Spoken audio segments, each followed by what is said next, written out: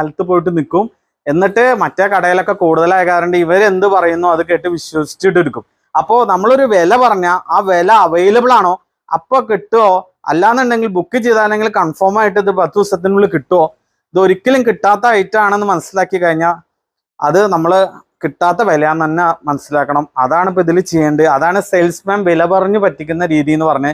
അപ്പൊ എല്ലാ സെയിൽസ്മാൻമാരെയും നമ്മൾ കുറ്റപ്പെടുത്തല്ല, ഇങ്ങനെ സംഭവിക്കുന്നുണ്ട്. അതേപോലെ എക്സ്ചേഞ്ച് ഓഫറിലും സംഭവിക്കുന്നുണ്ട്. ഇതൊക്കെ നമ്മളെ പല വീഡിയോയിലായിട്ട് നമ്മളിങ്ങനെ ഓരോന്ന് പറയാറുണ്ട്. അപ്പോൾ സെയിൽസ്മാൻ എങ്ങനെ വില പറഞ്ഞു പറ്റിക്കുന്നു എന്നുള്ള രീതിയാണ് നമ്മൾ പറഞ്ഞത്. വില കുറച്ച് നമ്മൾ അന്വേഷിച്ച് പോണ ഐറ്റത്തിന് വില കുറച്ച് പറഞ്ഞ് അവരുടെ ഏതിലുണ്ടല്ലോ അതിന്റെ മോഡൽ കൺവെർട്ട് ചെയ്യും.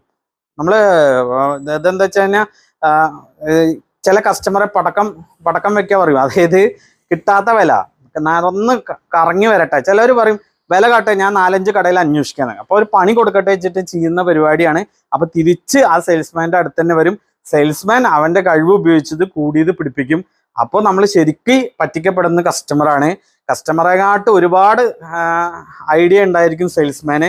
അപ്പൊ സെയിൽസ്മാൻ്റെ അടുത്ത് പോകുമ്പോൾ ജെന്വിനാലിറ്റി ഉള്ള സെയിൽസ്മാൻമാരെ തെരഞ്ഞു പിടിച്ചു പോവുക. അവർ പറയുന്ന വില അവിടെ ഉള്ളതാണെങ്കിൽ അത് സത്യസന്ധ ആണെന്നുണ്ടെങ്കിൽ ഓക്കെയാണ്. അതിനും കുറച്ച് പറയുന്ന സ്ഥലത്ത് അതേ മോഡൽ കിട്ടുമെന്നും കൂടി നോക്കുക.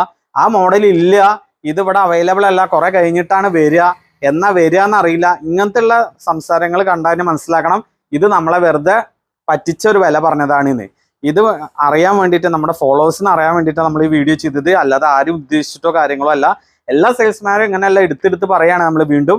അപ്പൊ സെയിൽസ്മാൻ വില പറഞ്ഞ് പറ്റിക്കുന്ന രീതിയാണ്. അപ്പൊ നമ്മൾ അവരുടെ അടുത്ത് ചെല്ലുമ്പോൾ നമ്മൾ നല്ല കെയർ ആയിരിക്കണം. നമ്മൾ ചോദിക്കുന്ന മോഡല് വില പറഞ്ഞ 2 സ്ഥലത്തും ആ പ്രൊഡക്റ്റ് അവൈലബിൾ ആണോ. ഇപ്പോൾ എക്സാമ്പിൾ നമ്മളിപ്പോൾ ഒരു ബെഡ് സുനിദ്ര ഇന്ന മോഡല്, അതേ മോഡലാണോ അവിടെ, ഇല്ലെങ്കിൽ ആ മോഡലിന് നമ്മൾ വില കുറച്ച് പറഞ്ഞിട്ട് വേറെ ഏതെങ്കിലും കേൾക്കാത്ത ഒരു ബ്രാൻഡ് ഇതിനും ഫീച്ചർ ഉണ്ട് പറഞ്ഞിട്ട് എടുപ്പിക്കുമ്പോൾ അവര് ഒരിക്കലും ആ ബെഡിന്റെ വാല്യൂ അല്ല, അത് നമുക്ക് ചിലപ്പോൾ ചെയ്യുന്നും കൂടി ഉണ്ടാവില്ല. ഇപ്പൊ ഇവിടെ കേരളം ചെയ്യുന്നില്ല എന്നുണ്ടെങ്കിൽ ഒരു കേരളത്തിന്റെ മോഡൽ ചോദിച്ചു വന്നാൽ ചിലപ്പോൾ മാർക്കറ്റിൽ 20,000 രൂപ വിലയുള്ള ഞാൻ 10,000 എന്ന് പറഞ്ഞാൽ കസ്റ്റമർ ഇവിടെ നിന്നു.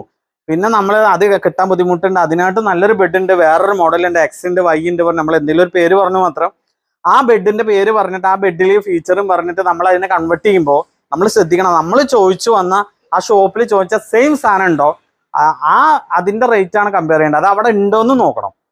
അവൈലബിൾ ഇല്ല, ഞാൻ എപ്പോഴെങ്കിലും എത്തിച്ചേരാം അങ്ങനെയല്ല. നമ്മളൊരു ഫിക്സഡ് ആയിട്ട് ഇത്ര ദിവസം കൊണ്ട് എത്തും, അഡ്വാൻസ് ചെയ്ത് പോയാൽ എനിക്ക് തന്നെ വേണമെന്ന് കൺഫേം ചെയ്ത് കഴിഞ്ഞാൽ മാത്രമാണ് ഇത് ഓക്കെ ഉള്ളു. അപ്പൊ അതിനും കൂടി ഐഡിയയും കൂടി ഞാൻ പറഞ്ഞു തന്നാണ്. അപ്പൊ സെയിൽസ്മാൻ വില പറഞ്ഞു പറ്റിക്കുന്ന രീതിയാണ് നമ്മൾ ഇന്നത്തെ വീഡിയോ ചെയ്ത്.